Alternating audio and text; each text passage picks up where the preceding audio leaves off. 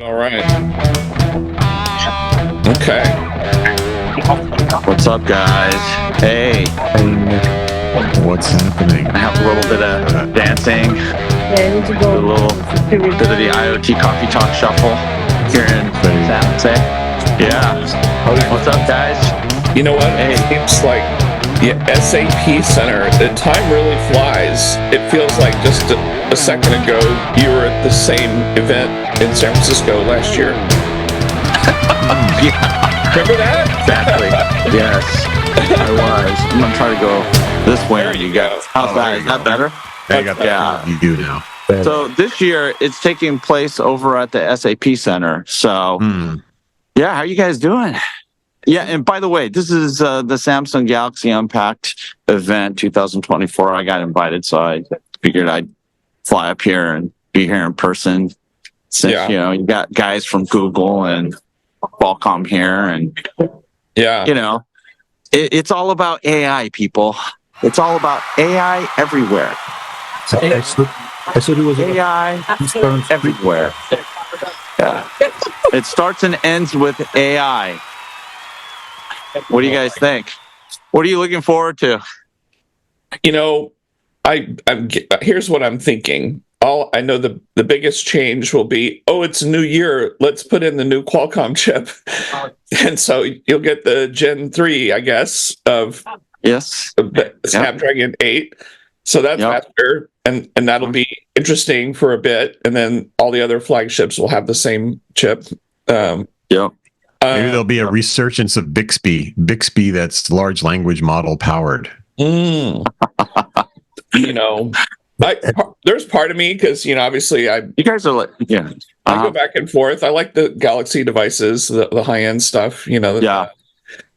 So part of me wishes they would just get rid of Bixby and just turn it off. like when you have a device. This is an old discussion, but one of the problems I have with Samsung is that there's double of everything on the phone. There's the Google version, whatever the thing is, and then there's also the Samsung version. And I'm like, I'm not using the Samsung Mail or the Samsung Calendar, and I'm not using Bixby ever. And so there's a whole lot of that you always kind of go, can I just get a stock Android image on my Galaxy device, please? I love the hardware. I think Samsung makes great hardware. Yeah. Obviously, that's proven because Apple uses Samsung stuff to build a phone. Obviously, Samsung makes the best screens for sure, which is one of the biggest components of a device. So it's interesting. And so, excellent. I like the Rick Bellotta Davos. There you go. Is that what this episode's going to be about? Trashing Davos? It's something that people love to do, And so, well, all I can say is I'm glad I'm not there, because I would rather not be freezing my butt off in Switzerland. Even though I love Switzerland, it's a beautiful place. Yeah, nothing wrong with Switzerland. But freezing my butt off is not one of the things that I'm a big fan of. So the only AI that's going to happen in this new phone is just going to come from an update for their OS image, for their One UI image. It's going to be baked in there. So here's my question, though. Are they going to fork or branch off? Because I would also expect at some point last year's device is also going to get that upgrade and then become an AI device, right? Not quite as fast. Won't have the new chipset, the new Snapdragon. I don't know. I'm just thinking out loud. It's not like It'll be interesting to see if they do a stronger AI play, more integrated AI play, and try to leapfrog iOS or something like that. I'm sure Samsung will try to do something like that. Yeah, there'll be some bundled app or something in there. Yeah, and if you think about all the up and coming Chinese brands, and a lot of them trying to competing in the premium tier. Differentiation is a big issue. And, you have players like Xiaomi who have Mi OS or something like that. It doesn't feel anything like stock Android. And what you see is a company like Xiaomi, who's in a large ecosystem with a lot of competing players, being able to create a brand experience. And I think Samsung struggled to do that. And I think one of the primary reasons is a lot of their primary markets are, number one, in the United States and in Western markets where Google tends to be dominant. So you think of GMS services, those tend to be pretty dominant because, Google search and whatever, Google Gmail and all these things have significant market share. Yeah. And I think that's where Samsung is trying to create that differentiated experience. And of course, what Google's trying to do is rein all that stuff in to a certain degree because, that draws away from their services. Yeah. So, it's one of those really weird situations, ecosystem. On your phone, you've got the Samsung store and the Google Play store. And lots of overlap and weirdness there. Well, your Samsung account and your Google account and all this good stuff. Yeah. And it's like, do you want your Samsung account to save this or all that stuff? I'm like, no, I don't. Yeah. I'll do it with Google. I'm happy to do everything with my Google account, but I'm not interested in doing it twice with Samsung. And then one of the things that we've talked about before, one of the stickiest things that Apple's done in recent years is the wallet and the Apple Card, credit card. Talk about getting people locked into your phone forever with your credit card. Because guess what? It don't work on here, and there's no way to pay for your monthly bill on your Apple Card or anything like that. And then, so you've had Samsung Pay, which actually had a good run early on before everybody else. And then there's Google Pay. I'm starting to see fewer Samsung Pay logos at retailers than I used to. But of course, Apple Pay. Yeah. Which is, but that's not going to stop Samsung from trying. I mean, they're going to try to assert their ecosystem, and more power to them. Maybe they'll get something going there. Yeah, and I really don't think that they should. And I think one of the things that a lot of folks I think have been telling them is, we don't like your stuff, and no one's going to buy it. And I think these are like a lot of pundits and people who are technologists who tend to have more of a sort of a purist view on things that are open, and they don't like vendors trying to create their own flavors or forks of a quote unquote open technology. And I think that's where because think about what Samsung could have done with Tizen. They could have created an entirely a whole new platform OS to compete with almost everything that's out there. And I think somebody just told them, hey, don't waste your time. Google and Apple are going to take over the world. It's like, well, maybe that was like horrible advice, and maybe also, another set of horrible advice that they might have ingested over the years is that you can't create your own OS, while companies like Xiaomi and now Huawei, they've done it. Huawei in particular with Harmony OS. People don't talk about it, but guess what? If you go to MWC, you see iOS, you see Android, then you see, Huawei's Harmony OS. Are you saying that Harmony OS is not just another skin on top of Android? They built a whole phone OS stack. No, it's both based on the open aspects of Android, right? AOSP. Right. But it is literally their own port. Yeah. And you know what? They've basically created a major fork. Yeah. And they're building everything else Samsung could have done a more of an AOSP approach, right? And if you want a pure Google experience, then buy a Pixel. You'll be one of the 1,500 people that buy one of those. And then, Samsung, a lot of these companies, Rob and I had an interesting discussion yesterday with someone about people like Samsung they want to monetize. They want to monetize the software and the services. They don't want to just be builders and shippers of hardware. And their opportunity to do that, and feels like they've kind of straddled the line a little bit. And like you said, maybe they didn't go all in like Huawei has done and Xiaomi, and who knows? Maybe that'll shift. Maybe they'll just go more AOSP and say, yeah, if you want the Google stuff, it's over here, but really this is the Samsung experience, and that's front and center. But and think about Samsung as a company overall, not just smartphones. I mean, when it comes to consumer IoT, man, these guys are it. Mm-hmm. Oh, I mean, they refrigerators, washing machines. They build freaking buildings. Multi-unit dwellings and everything, skyscrapers. It's like people get surprised all the time when they think they know of a South Korean company that does this one little thing, and then they go, "Oh, Hyundai's like giant container ships and manufacturing, and they're huge. Oh my god!" They have no clue. They just think that they make smartphones. Right. They're into insurance. They're into financial services. They're into everything you can imagine. Yeah. What I'm saying, and then what? You're going to tell these guys you can't?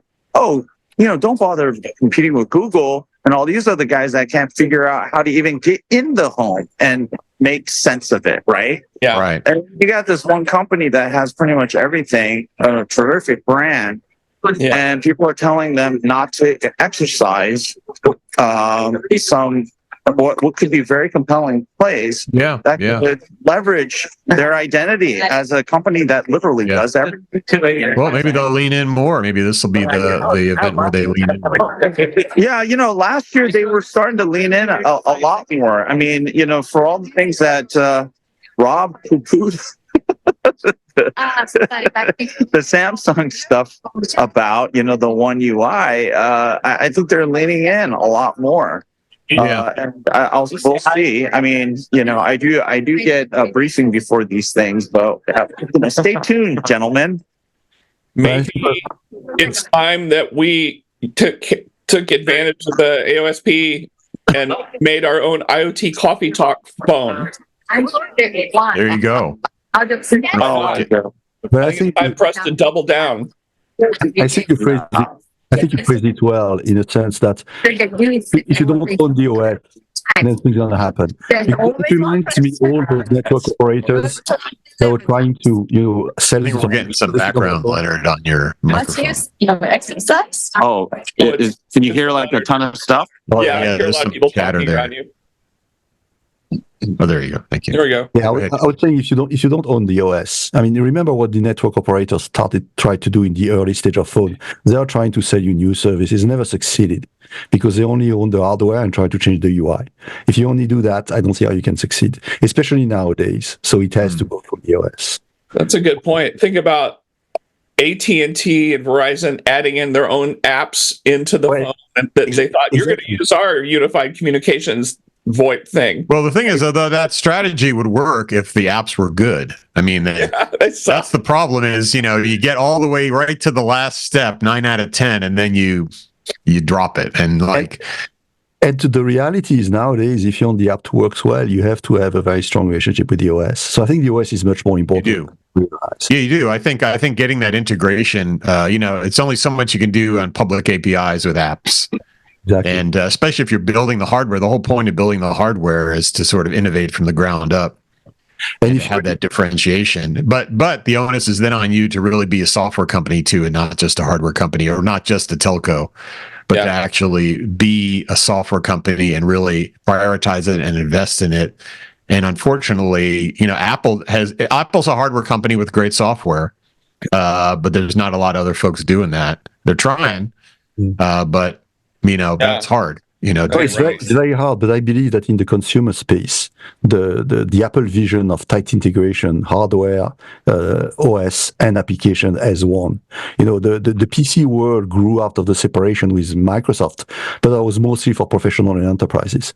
In the consumer space, you don't care about all this separation of layer and who. Sure. Well, they're more like kind of fixed function devices or whatever. I mean, like your refrigerators, your thermostats, your other things. They need to be from metal to cloud, like one experience, and not just swapping in a bunch of different apps. But to Leonard's point, maybe there is a play for Samsung to have this kind of new ecosystem consumer devices consistent. Also. Yeah. No, they could. I mean, I know they're part of Matter and they're part of a lot of these initiatives for Home Connect, but you got to walk the walk and talk the talk, so you can't just say, well, yeah, I'm going to do all this software and then it's very hard. Deliver stuff that's kind of works like it really needs to be. Speaking of what Pete was saying about apps and APIs and what you can do with it, there is some breaking news around the Apple ecosystem. I saw some stuff yesterday, but of course, as a developer of iOS stuff, I got my little updated agreement email yesterday from Apple, and I'll just give you the gist of it, a revision.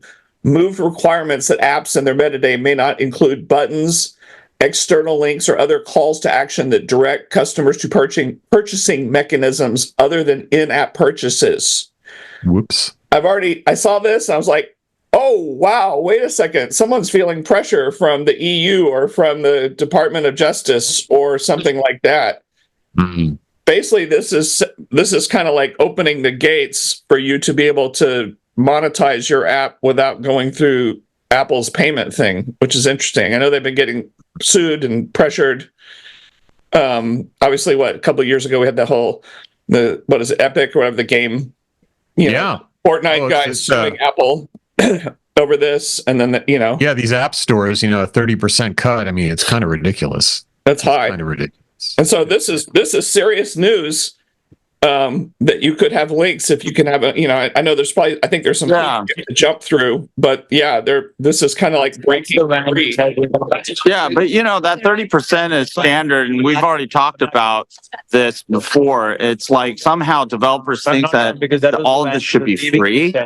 But when you think about all of the costs that actually used to go into building a viable software company of any size, you took on a hell of a lot more than 30% of what you get out of engaging in either the Apple or Google app stores, right? And so I think it's going to be interesting because HBO, they ditched the Apple payment, app payment system a while back. Dude, I'll tell you, their experience sucks. And I wish, in fact, I'm probably going to cancel because it's so hard to provision their service on any other device. I'm thinking of just getting rid of them because it's too, I don't get to consume their content. And, effectively giving up on it. And, their content has really declined quite a bit, and frankly, I think Apple TV is taking up the mantle that HBO dropped about 3 years ago. You know what I'm saying? Oh, sorry about my tone. I don't think it's, there's 30%. I don't think it's either 30 or 0. I just think that the things have evolved where maybe 30 is not the right number anymore, but I don't know. And when you said that 30 is standard, what do you mean? Apple that price and it's now the standard. Like we're agreeing, okay, it's the standard. Rob, was there anything in that agreement that differentiated between free and pay? There's some more in-depth stuff. You still have to jump through some hoops with Apple to even allow you to do this thing that they're letting you do. You can't just do it willy-nilly, apparently. I'll read some more stuff. It's just a light email, but there's a link to more in-depth content about it. Well, as people start subscribing to services that are more cross-platform, especially you think about like AI agents and other things like that, this idea of sort of having a gated single community purchasing thing is kind of it's going to become a little more tricky to sort of enforce. Yeah, but it really doesn't work out that way, does it? Right? Because once, let's say that you've registered with Netflix on Android, that same account you have availability if you, let's say, port it over to iOS. It's not like because you switch to iOS, all of a sudden you don't get access to Netflix, right? Right. It's so it's what if the Google store is 20% and Apple was 30% and I subscribe to Netflix on the Google store? Oh. And then used it on Apple. I mean, there's all sorts of interesting things here that could happen as people start to monetize outside the traditional app stores. Somebody could do a Walmart race to the bottom. That's right. The Walmart store. The Walmart only 10%. store. We're at $9.88, the lowest. That's right. Well, I tell you, I'm just excited about our announcement today for the new IoT Coffee Talk phone. We're going to use Google's open source Android platform to build it on. We're going to have our own app store. And one of the like the Rabbit? Is it going to be like the Rabbit thing with like no screen on it or something? It could happen. But another benefit is if you have the IoT Coffee Talk phone, you get a free cup of coffee every day from some unnamed coffee shop that we yet to make a deal with. And we're only charging developers 40%. 40%. I love sliding scale. I love the idea, Rob, but I'm not sure we should call that a phone, especially if you want to attract the young generations. They have no clue what phone is. So we should probably find a better, not necessarily rabbits, but I don't know, maybe not a dog, maybe a cat. Squirrel. How about the squirrel? Squirrel is good. Yeah. IoT Coffee Talk Squirrel. It's kind of an AI thing. It's a wearable AI. But you're right. With the younger people, it needs to just boot up to TikTok. Or right. we can take the bird back because now it's X, so we can use the bird maybe. True. It should be a wombat. Go from here, Sonia. It should be a river creature of some sort. Because some of us were in this business, and it used to be really, really hard to make a phone, and so much custom work and everything. But today, there is I don't want to say the word off the shelf, but it's easier for somebody who wants to make a phone today to call up Qualcomm or whoever and get most of the stack all in one shot. Just call Foxconn or Jabil. Any of these have like ODM templates that you could friggin', all you have to do is brand it. A logo on the back. I mean, you think about it, Leonard, you go to all the Snapdragon events, like in Hawaii and stuff like that. And I'm blown away by when they go, and we've did this with the camera and we've done this and you're like, oh my God, Snapdragon just used to be a CPU based on ARM. And now it's like every last thing that a phone does, Qualcomm is telling you about that feature that's part of Snapdragon. It's like, what do I just need to slap a plastic shell around it and phone? Just pull it on chip and throw some memory in there, and now you still have your all your front end radio equipment and all your Gugas to do that, right? I mean, that's not going to be integrated, but more and more of it's pulled on chip. The MPU is a great example, right? I mean, it's all. But it's the old Intel Insights. They do integrate it on occasion. I mean, you can bring the modem on device. The modem. I meant all the other on the SoC. Sure. Antennas. We've never heard of someone just using a reference design and putting their name on it and saying, "This is our phone." So back to the name, we should call it the Coffee AI Box. Coffee AI. Did you get the quick crowded here? Look at all these people. Lots of love. Lots of love for Samsung. Yeah, if you think this is fun, it's actually not all that fun. The cold?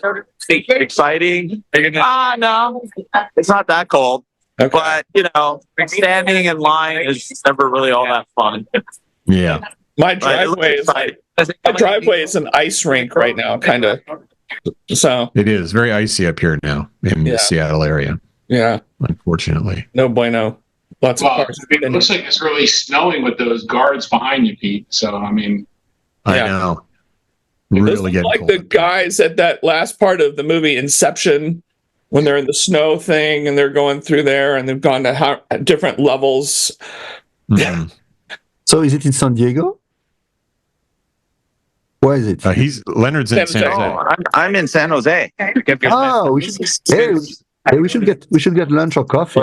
I'm in San Jose too. I literally have to take off right after this thing. Okay, you're not here. You just Yeah, but I couldn't find a later flight, and I didn't want to route myself through Las Vegas. Last thing I want to do is fly to Las Vegas yet again. Yeah, You know, it's something that I will now actively try to avoid. Speaking of Vegas, so CES, I talked to a bunch of people about CES. I'd love to get everyone's take, but it felt like it was kind of like, so what? Like what was CES anything other than a couple of transparent TVs? I mean, like where are the cars? There's no AI PCs, or there's no cars. There's no. What is happening at CES these days? Is it still even worth it as a show? I mean, I don't know. Yeah. Well, Steve, you were there. Yeah, it's like the big deal stuff is the stuff that no one really talked about because they just don't see the important technology for what it is, right? They're trying to look for something flashy at the product end, but something like micro LED, that's such an important technology, right? Whether it's for XR or for the television and being able to do that transparent display stuff. Not only are those really cool technologies, but if they can get the yields and the price down, which eventually it will, it's going to be a big deal for XR. But you didn't hear anyone talk about that. They just talked about this rabbit, whatever that silly rabbit thing. Yeah, which is, if you go and you delve into the details, is actually quite unfantastic. But yeah, you're right. The thing that really surprised me was the Amazon booth where there was hardly any people there. And it's just really weird for me. Yeah, because I think the XR, but maybe the Vision Pro is part of it, but there seemed to be a little bit of a resurgence, a rebirth of the kind of AR, XR headset, glasses, visor thing going on there. Like it's sort of coming back into fashion, maybe because of the Vision Pro. That felt like there was a little bit of buzz around that too. Yeah. Yeah, the glasses like Vuzix, they had a cool new offering, but I mean, again, incremental. It's not like these guys haven't been doing it for more than a decade and a couple of decades, right?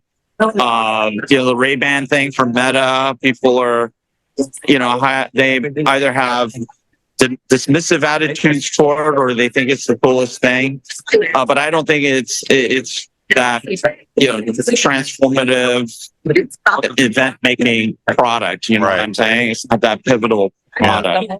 I think my theory is that there's so much happening on the cloud. Like if you think about Gen AI and all the buzz in the past year, it's all very cloud based.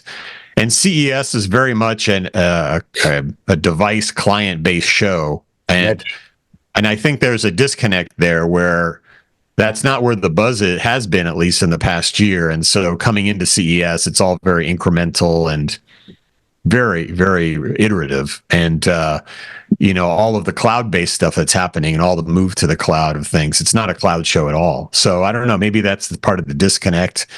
I mean, it'll be interesting to see if the numbers next year in terms of attendance are what they were last year. My bet is it's going to be less. Really? I think so. I think people are finding less and less of a reason to go to those kind of shows. I don't know. Well, specialized shows. Maybe. Mr. Brummer, I know Mr. Brummer's reason to go to these shows. All of my clients and partners will all be in the same place at the same time, and I can easily meet with all of them. Well, that's been the reason to go to trade shows for a couple of decades now. You don't have to see anything. You see there to see people. So that's so true. But it's true from a distance. You looked at your transparent TVs, some glasses, and the rabbit. And by the way, what is the use case for a transparent TV? I don't get it. Personally, I don't get it. Looks cool. it was cool. Okay, fine. But what I read, because you're right, that was from LG, who did the transparent TV, but then they had to drape some black cover behind it for you to actually watch a program without freaking out as you could see through. That's kind of my point. That's kind of my point. No, I thought it would be like, they ever watch the Kardashian show? Like she's going to have one of those transparent TVs where you don't see anything. And then when you turn it on, the whole wall turns, becomes the TV. And then when you turn it off, you see everything behind it. Like it's that. I think that's the use case. And then I'm like going, okay, where do you hang this thing? Like where, like, are you like Rob? Are you going to put it like in front of the window so you can't see the mountains, or I'm going to see the beach? Like I'm going to put it here and look at the beach. Yeah. Through it.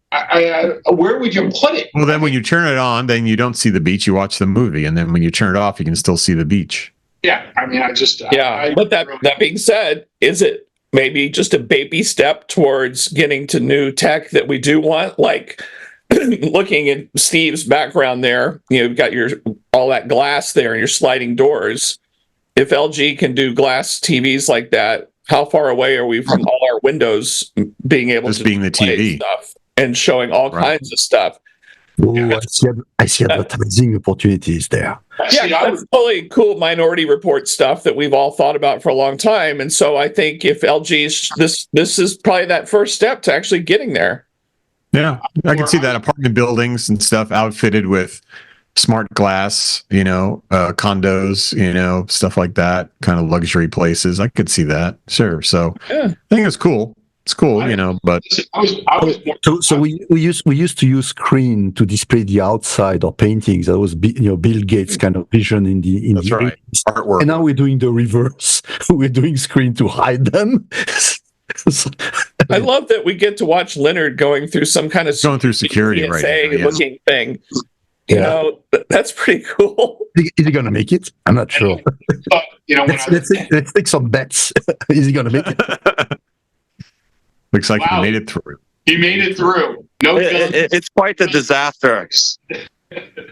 By the way, talking of AI and GPUs, did you heard the latest news? Okay. Apparently, those chips leak memory like crazy, and there are POCs where you can actually see an application that sees exactly what is your Gen AI doing because they dumped the memory from the GPUs. It's crazy because it basically means we learn nothing. We have this whole demand for a new generation of chips, and we don't design them secure from the ground up. It's crazy. We'll see. Well, maybe next year we'll see more actual practical AI implementations at CES. Maybe I think if they can kind of get a handle on that would be good. But this year it felt like it was a little more hot air than actual stuff. It'd be nice to be able to go to a particular, like as they are breaking the show up into sections, that there's an AI section next year. That would be better because it would, even the low code, no code people were all over the place. There was not a lot of, put it all together so you can go see everybody in one particular area. Yeah. Like some of the other. So I thought, that would be great. But, it was an amazing week. I had 23 meetings in 3 days. Wow. It was just easy to get away from. Actually, I usually don't. But Steve, your microphone's a little faint. So I sent Shapiro an actually email this week, and I said last week was fantastic. I mean, they did a great job with security, transportation. Everybody was happy. Everybody was nice. It was incredible. I tell you what, it was best. 31 years for me. I mean, it was. Wow. All right. Well, there you go. So it worked for you then, yeah. I was just commenting on the news out of the show. It just didn't feel very groundbreaking, but I guess looking for a week after on the Rabbit, like there's been no follow-up information from them at all. So I don't know if it was just hype bullshit and then crashes, this week. I don't know where you get any more information. Good question. Yeah. So where's the Rabbit? Yes. Yeah. Where is it? Well, I think I saw online their fourth batch their fourth batch is already sold out. So apparently people Yeah, they've pre-sold a lot. We should just get one here on IoT Coffee Talk and take it apart and see what's going on. I ordered one, so whenever I get it. Oh, you did? Okay, well, there you go. Well, I'm in the list. You know, I don't know when I'm. Okay, so 18 months from now, you get one. You're on the Rivian list. And it will be obsolete by the time I get it, but they've been announced V2 by then. Yeah, of course. Yeah, but maybe I get an upgrade discount. But you think about CES the way it used to be, like, so it used to be a big, it was a PC show. It's not really a PC show anymore. It used to be a phone show. It's not really a phone show. It used to be a car show. All the major car folks aren't there anymore. So now, and it's always been sort of like cool TVs and like some high-end audio, but that's not really enough. And so I'm just wondering, I mean, if I was Gary, I would probably be thinking like, what's my pivot? It's not Bill Gates at the keynote anymore for sure. And so what's my pivot on this show? I mean, I would argue NRF was probably a more interesting show from a technology perspective that happened the week after in New York, National Retail Federation show, than maybe CES, since we all interact with retail. But I don't know. I'm a little more aligned with some of these more vertical shows, where you can really see like this is the market vertical, the industry vertical, and here's how the technology applies, as opposed to a general purpose technology show. Because these days technology is so ubiquitous that you really have to talk about it in context of solutions and markets. Otherwise, it's just too smushy. I think it's more persona aspect for me, and I've only been to CS a couple of times, but my perception has always been it's consumer. So you can build, I believe, a great event around consumer because of the pervasiveness of technology, as we say everywhere, and probably with AI growing. And maybe this is the reason why AI is not that present, because AI hasn't yet impacted the consumers a lot yet. Well, except for cloud-based software, right? So consumers are using it through co-pilots and other things, and that's not a CES story. But it's still the early days. I mean, by consumer, I mean mom and pops that go to Walmart to buy the latest gadget. I don't mean the Silicon Valley bubble that uses AI for the sake of using AI, because we're going to use Copilot or whatever. Well, to be honest with you, I think consumers might be using AI and they don't even know it yet. I mean, all chatbots and that's the point. It's all AI driven. They don't even know it. You can even argue that you might actually not want them to know, which is one of the biggies. Well, I mean, you could argue Alexas and all that stuff, which will now turn into large language model Alexas. That's why that's why Amazon did all those layoffs this past week. Yeah. They laid off a bunch of Alexa folks because they're going to switch from their RNN, kind of classic neural network models to LLMs, and they have to retool the whole team. Probably reinvent the whole thing. That's a Panos Panay question, I guess. But a lot of the tech that consumers have sort of been acclimated to, that have been sort of smart, voice activated, blah blah blah, is all going to turn into large language model AI, pretty much cloud driven stuff, except maybe keyword detection. So I think there is a lot of consumer pervasiveness on AI that people just don't quite grok yet. Yeah. So that's my point. My point is you could actually probably build on the brands of consumer electronics and build a future for that.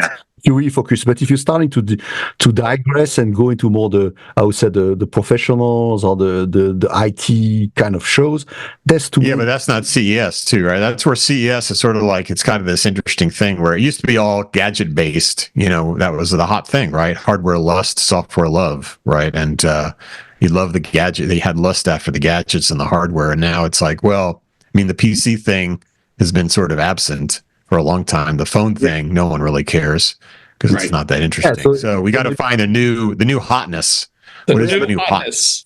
Yeah, but my argument is that this is maybe why it's going down, is because they've lost kind of focus on. They have. I think so.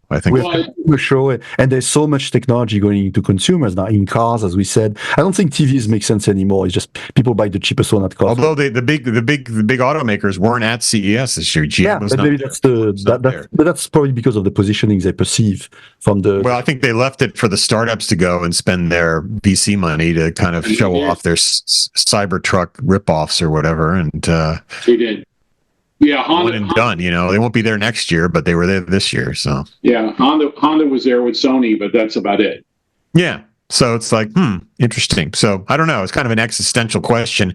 I mean, we used to have Comdex too. Remember that? I mean, that was like that was the center of the universe. And then one year, someone said, "I guess this isn't relevant anymore," and then you just shut it down. So Yeah, I don't know where CES is heading, but yeah, I still think that there's different groups of people attending, right? So it's the amateurs that are there to see the cool shit that they're paying $99 to go to, and they're walking around and consumer, literally public tire kickers, right? Right, and then you start to look at all of the, I hate to say startup Series A guys, but the Eureka Parks and the guys that are in the health and beauty and AI generated toothbrushes and makeup people and all these other stuff, and then you got the business people that are sitting there saying, all right, well, if I can do 10, 20 meetings in one 3-day period of time, it's a low-cost sales call.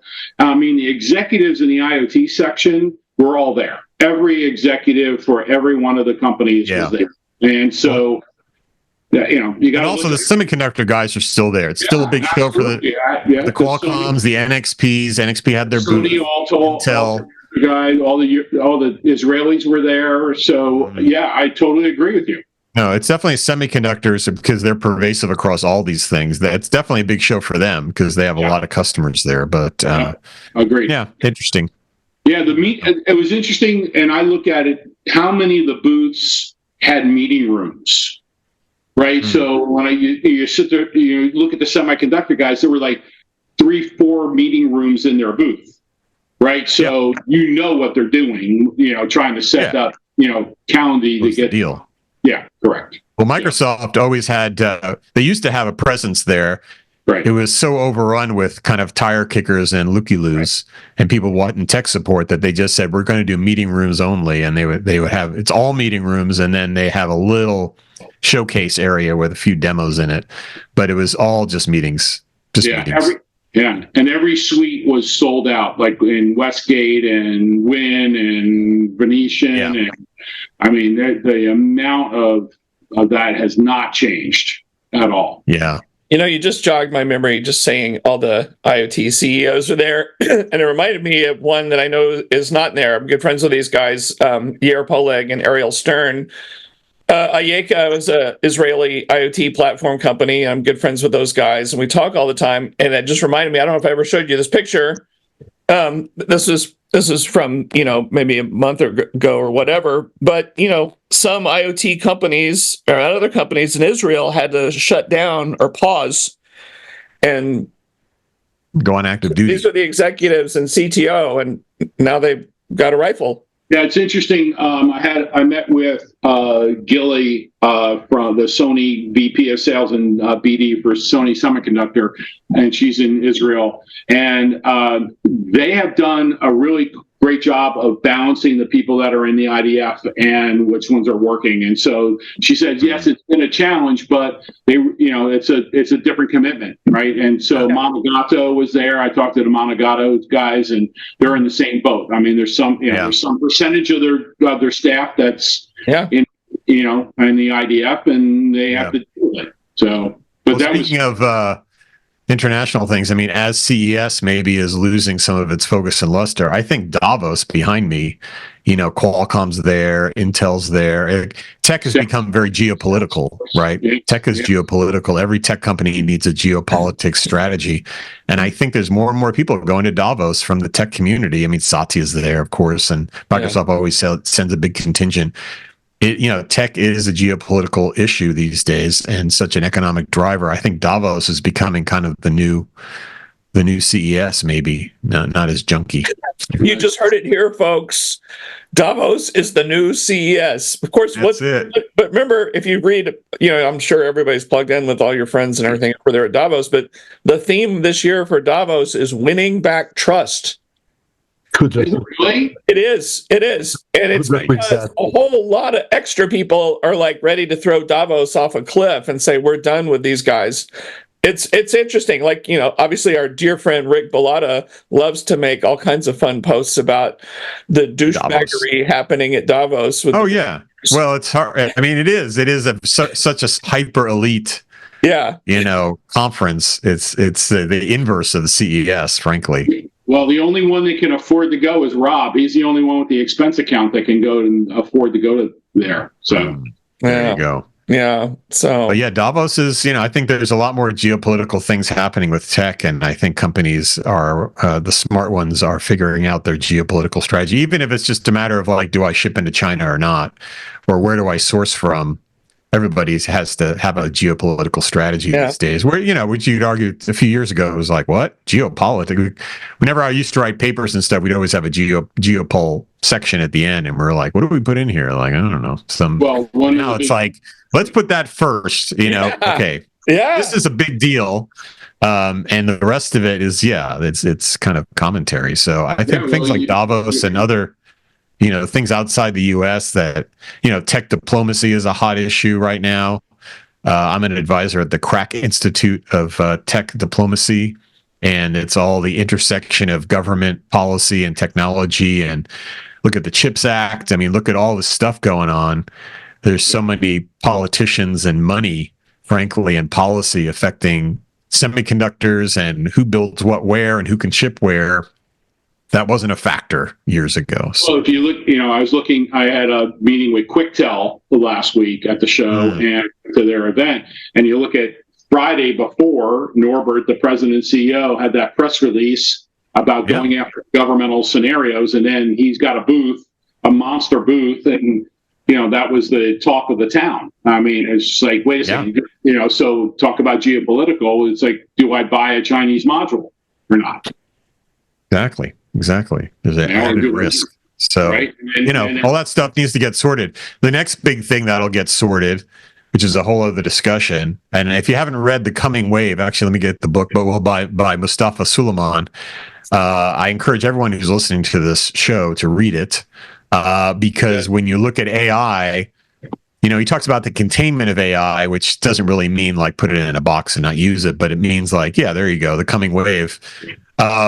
You think about policies and regulatory things around AI, of which we have none.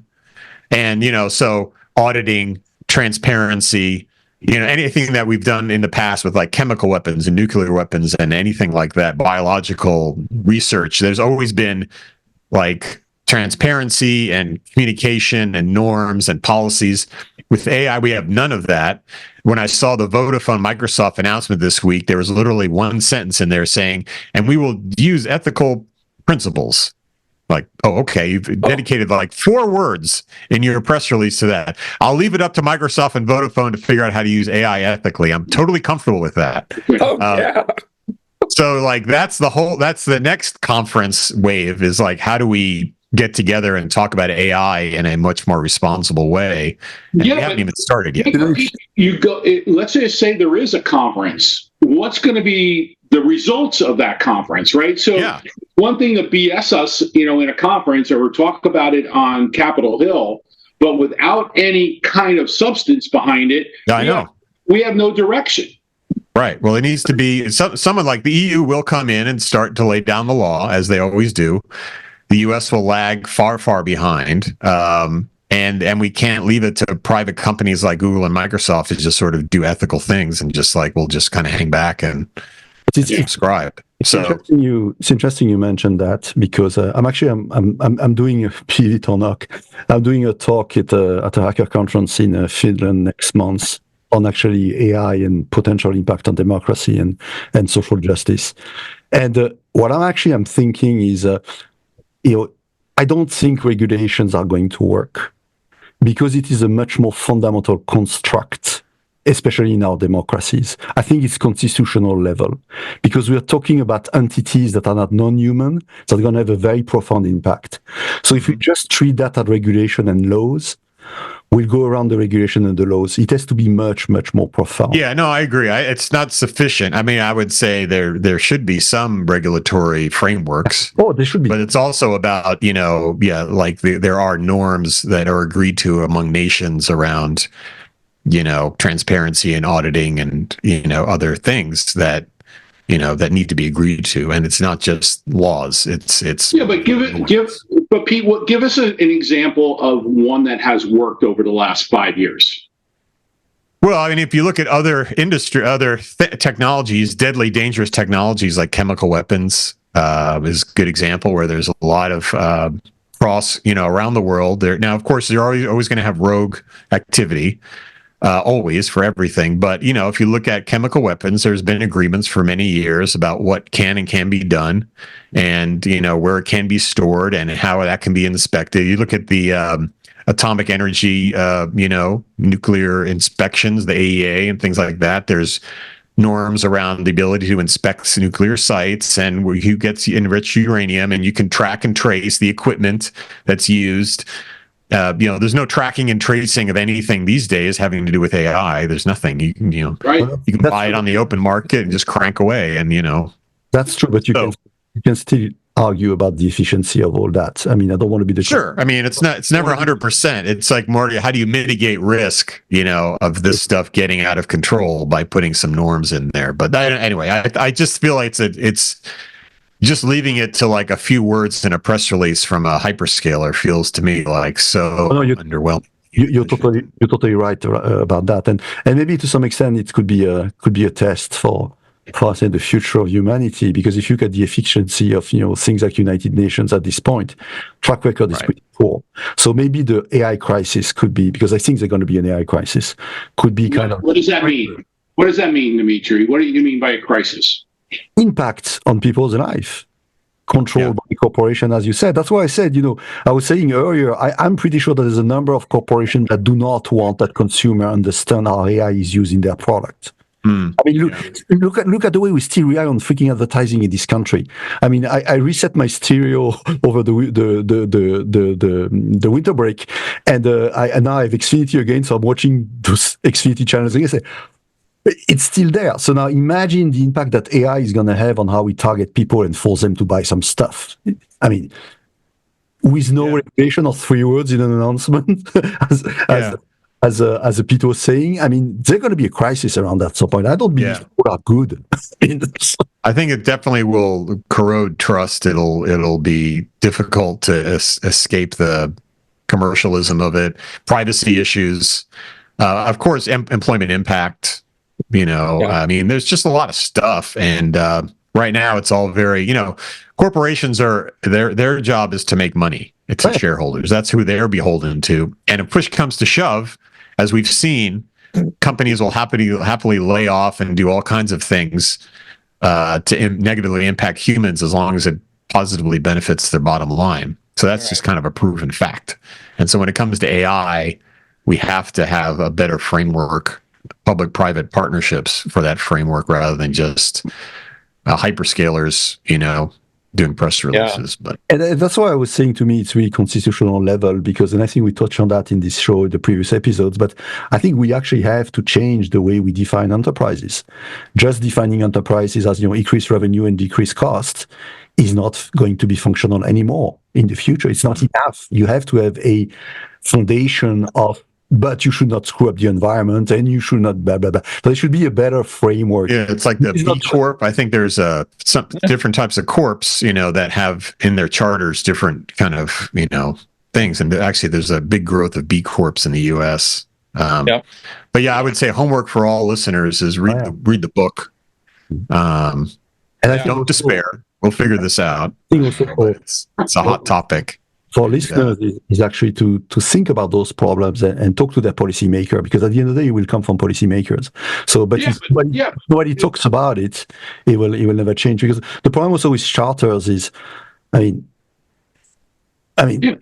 have one of the 7 members of the permanent seat in the United Nations that doesn't follow the charter at this point. True. So my trust in the human systems, something's going to have to change. I know. But I'm also concerned about the age of the policymakers and their knowledge of this stuff. So we have policymakers that are my age that don't know shit about it, and we're making rules. Well, we need to elect some new ones, and time will take care of the really old policymakers. I have a feeling. Are you saying we all? It always does. I'm saying we all obsolete here. Come on. I'm the one with the AARP card and Medicare on this video screen. Okay, so. I'm not far from that, my friends. I have 3 words for you guys. Just for men. Well, there you go. Yeah, I think that's going to help. Lots of crazy stuff going on out there. 2024 is going to be an interesting year, as we all know. Totally agree with you. Totally agree. Talk about differentiating enterprises or whatever, and we're talking about AI. Everybody and their dog over the last year somehow became an expert in AI. And when they think of AI, they're thinking of ChatGPT and large language models. Yes. That being said, there's this other AI stuff, machine learning stuff that we also do and have been doing that potentially drives more value for companies than that's new hot stuff. ChatGPT is not monitoring my big machine in a factory to determine when it's going to fail. Preventive maintenance, telemetry for preventive maintenance. Yeah. And all anomaly detection and vision and that's stuff that's different than this. And all of a sudden, all these because there's so many experts. All of a sudden, I guarantee you, none of these people are experts at this very specific stuff on machines and computer vision and deep learning. For your business, for machines, for uptime, for all that kind of stuff. Yeah, that is a different world altogether. That I don't want to say it's been forgotten because of the glaring brightness of ChatGPT, but it kind of has, and it's like, as far as real value for companies, that's where the real it's critical for. I mean, it is a critical factor for IoT and edge deployments is the use of AI, and it kind of gets lost in the shuffle when you're making cat poems and other kind of pictures. Well, Rob, I was wondering if you should just go down to the Boeing plant and start to figure out how to use AI to prevent bolts from coming off of doors in the middle of the air. Yeah, that's visual inspection, AI visual inspection. Yeah, it's a sad state of affairs. We know the answer to that problem is related to the previous one: more money, less cost. I mean, Boeing went from being an engineering company focused on safety to a business company with the McDonnell Douglas. That's right. With all this that being said, it's about 3,000 times more dangerous to drive to the airport than to fly in that plane. So, yeah, that's true. That's true. But you're right. There's a lot. The last big merger and acquisition we had was Boeing, pulling in McDonnell Douglas however many years ago. And lots has been, prior to this stuff going on, and obviously when you started having planes disappear over Malaysia and all that, a lot has been written about, to your point, how Boeing had an engineering culture. And then after the McDonnell Douglas merger, it started to become more of a business money culture. And they kind of lost their way a bit. I flew DC-10 when I was a teenager because the French company I was flying from France to New Caledonia was only on DC-10. So those planes were very famous for losing the back door. Although you think about, interestingly, you're talking about AI. One of the interesting things that I would compare AI and aerospace, the aerospace culture has been a culture of safety, and redundancy, and we don't have that culture in AI right now, right? We have a culture in AI of like ship it, Yes. And so how do we get that aerospace safety and reliability and redundancy culture and checks and balances into the AI industry? Yeah. That's one of the things we need to do. That's a great point. Have a great day. All right. Yeah, I got to jump too. Okay. Everybody, we'll see you on the other side. In Davos. Thanks for joining us. Yes, we're live from Davos. Bye, everybody. Full Davos report next week. Yeah.